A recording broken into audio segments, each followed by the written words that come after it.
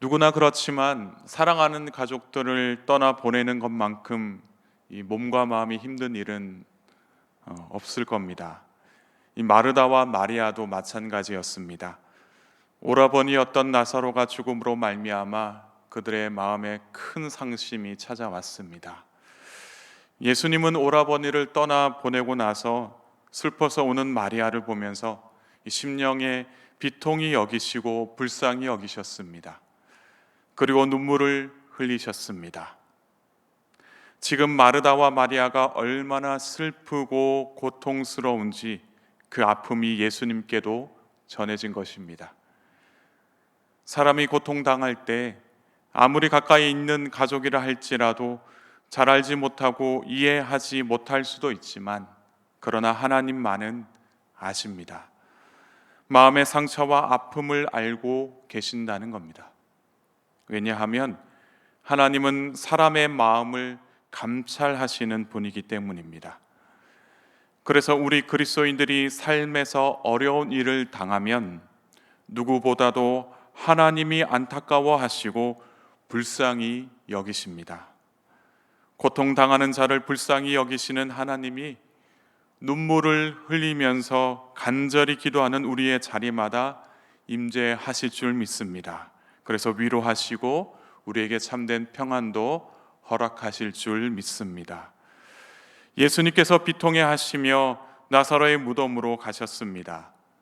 지금 죽은 나사로는 굴로 된 무덤 안쪽에 놓여 있습니다.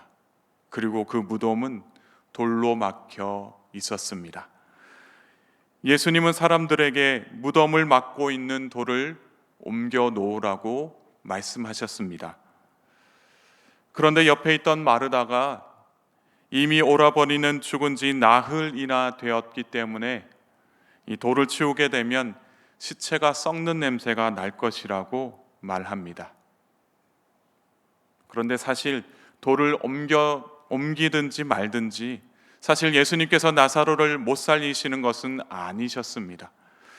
그런데 왜 돌을 옮기라고 말씀하신 것일까요?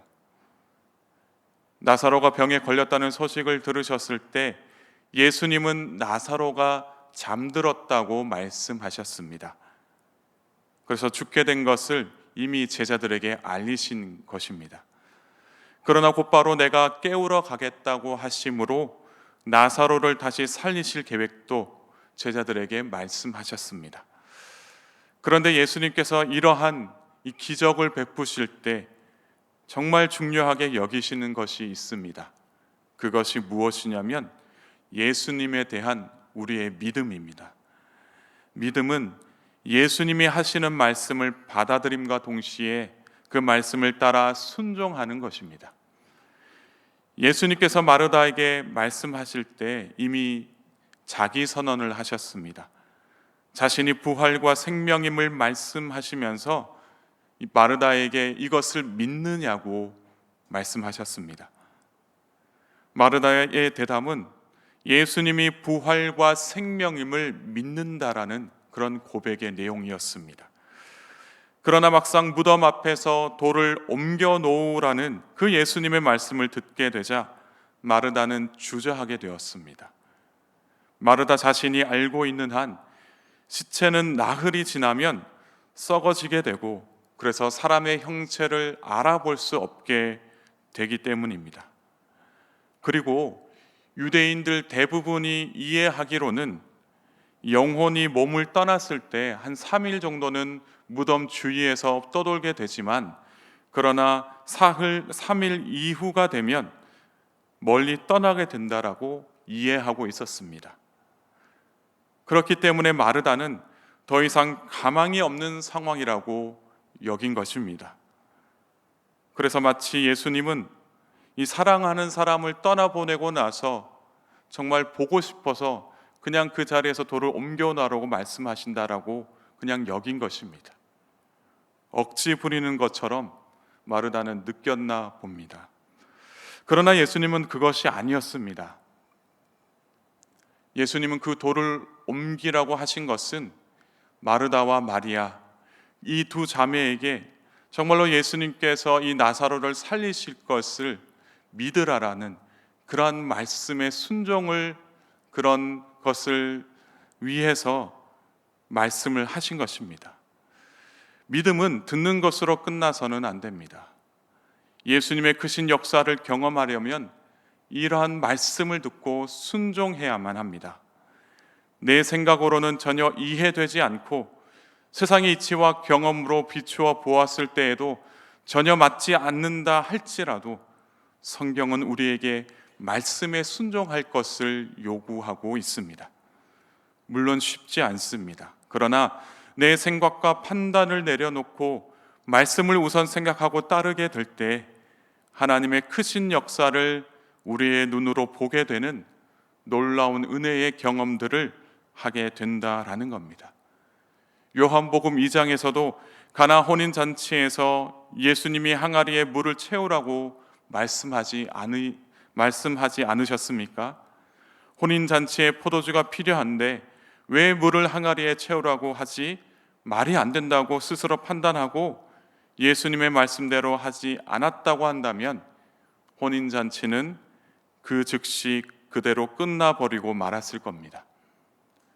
그리고 요한복음 9장에서도 날 때부터 앞을 보지 못했던 사람이 예수님의 말씀대로 실로암 못에 가서 씻지 아니하였다라면 그는 계속해서 앞을 보지 못했을지도 모릅니다. 그러나 예수님의 말씀대로 순종하여 눈을 씻었더니 보이기 시작했다라는 겁니다. 예수님께서 하시는 말씀을 따랐을 때에 그들이 큰 기적을 경험하지 않았습니까? 무덤 앞에서도 마찬가지였습니다. 기적은 예수님의 말씀을 따랐을 때 보게 되는 놀라운 은혜의 사건이라는 겁니다. 우리의 삶 속에서도 예수님께서 말씀하십니다. 그 말씀대로 순종하면서 살아갈 때에 예수님께서 베푸시는 그 기적의 사건들을 우리 모두가 경험하기를 주님의 이름으로 축복합니다. 또한 마르다는 나흘이라는 시간이 지났다고 말함으로써 이미 때가 지났다라는 것을 예수님께 말했습니다. 그런데 여러분, 때를 정하는 것은 오직 하나님만이 하시는 겁니다. 때를 정하는 것은 우리가 할 수 없다라는 겁니다. 아무리 우리가 생각할 때는 이미 이때는 지났다라고 생각할지라도 하나님께서 이때에 은혜를 베푸시겠다라고 하신다면 그때에 하나님의 은혜가 풍성하게 임하게 될 줄 믿습니다. 우리는 그때가 올 때까지 기도하면서 오직 하나님의 때를 기다리면 현실이 아무리 어지럽고 가망이 없다고 할지라도 하나님의 은혜로 변화되고 회복되는 놀라운 역사를 우리가 경험하게 됩니다. 그렇게 돌을 옮기고 나니 예수님께서 하늘을 우러러 보시고 하나님께 기도합니다. 41절 하반절에서 42절까지의 말씀에 이렇게 기록되어 있습니다. 아버지여, 내 말을 들으신 것을 감사하나이다. 항상 내 말을 들으시는 줄을 내가 알았나이다. 그러나 이 말씀하옵는 것은 둘러선 무리를 위함이니 곧 아버지께서 나를 보내신 것을 그들로 믿게 하려 함이니이다. 아멘. 예수님은 하나님의 뜻을 이루기 위해서 이 땅에 오셨습니다. 그리고 하나님은 예수님을 통하여 많은 기적을 세상에 보이셨습니다. 이렇게 하신 이유가 있습니다. 예수님이 누구이신가 믿게 하려고 이 모든 일들을 세상에 보이셨다라는 겁니다. 예수님께서 베푸신 기적은 결코 자신의 능력을 과시하기 위함이 아니었습니다. 이것을 보고 듣는 사람들로 하여금 믿게 하려고 하셨다라는 겁니다. 우리의 인생 속에도 하나님께서 친히 하신 일이라고 고백되는 그러한 기적과 같은 일들이 있습니다.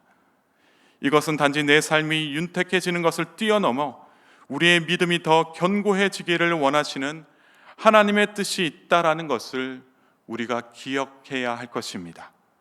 운이 좋아서 내가 실력이 있어서 다른 사람이 나를 도와서 이렇게 된 일이라고 생각해서는 안 됩니다. 하나님의 은혜로 된 것임을 고백하면서 우리가 그것을 가지고 하나님께 예배할 때에, 하나님께 감사함으로 예배할 때에 우리의 믿음이 더욱 성장하게 될 줄 믿습니다. 믿음이 더 견고해지고 하나님께 경배하며 사는 저와 여러분 모두가 되기를 축복합니다. 그래서 오늘 하루도 말씀을 따라 순종하며 하나님의 크신 역사를 경험하고 내게 이루어진 모든 것들이 다 하나님의 손길로 이루어진 것을 믿음으로 고백하며 살아가는 저와 여러분 모두가 되기를 주님의 이름으로 간절히 축복합니다. 함께 기도하시겠습니다. 하나님 아버지, 요한복음의 말씀을 통해서 하나님의 음성을 듣게 하시니 감사드립니다. 가족의 죽음으로 말미암아 슬픔 당한 마르다와 마리아를 주님께서는 만나 주셨고, 주님께서는 그들의 아픔을 이해해 주셨고, 또한 그들이 가지고 있던 문제의 근원을 해결해 주셨습니다. 오늘 우리에게도 이러한 동일한 은혜를 베풀어 주옵소서. 힘들고 어려워하는 성도님들의 삶에 주님 함께하여 주시고, 내가 너의 아픔을 안다 하시는 하나님의 음성을 우리 모두가 듣게 하시며, 또한 그 음성을 통해서 위로받고 회복되는 놀라운 은혜를 오늘 하루 경험하게 하옵소서. 오늘 하루 하나님의 말씀을 따라 살기를 원합니다. 그래서 하나님의 크신 역사를 경험하며 살게 하시고 우리의 믿음이 더욱 성장하게 되는 놀라운 역사가 일어나게 하여 주시옵소서. 사랑하는 가족들을 위해서 기도합니다. 가족들의 삶에 함께하여 주시고 건강의 은혜와 형통의 은혜를 더하여 주옵소서. 그래서 세상 속에서도 영적 리더십을 가지고 오늘 하루도 승리하며 살아가게 하옵소서. 병상 위에 있는 믿음의 환우들이 있습니다. 저들의 아픔을 아시니 주여 속히 치유하여 주시고 회복하여 주셔서 온전히 하나님께 예배하는 인생이 될 수 있도록 주님 역사하여 주시옵소서. 믿음의 환우들과 함께 동행하여 주시고 또한 간병하고 있는 가족들의 저들의 아픈 마음을 치유하여 주시고 위로하시고 평안을 허락하여 주시옵소서. 오늘 하루도 함께 동행하실 줄 믿사오며 예수님의 이름으로 기도하옵나이다. 아멘.